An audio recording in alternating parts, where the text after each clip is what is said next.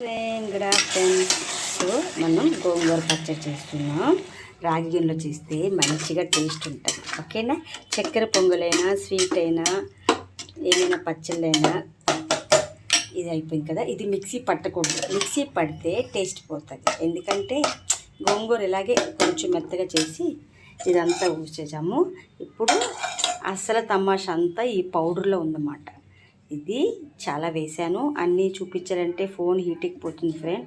ధనియాలు, జీలకర్ర, వెల్లుల్లి, కల్లుప్పు, ఎండుమిరపకాయలు, కరివేపాకు, పుదీనా, కొత్తిమీర అన్నీ వేపి ఇది మిక్సీ పడదాం. మిక్సీ పట్టిన తర్వాత ఈ పౌడర్ని ఇందులో వేసి వేడి చేసి మంచిగా పోపు వేసినప్పుడు ఫినిషింగ్ ఇచ్చేద్దాం. అమ్మ నాన్న ఆవకాయ రజని పుల్ల గోంగూర పచ్చడి 2 days సండే స్పెషల్.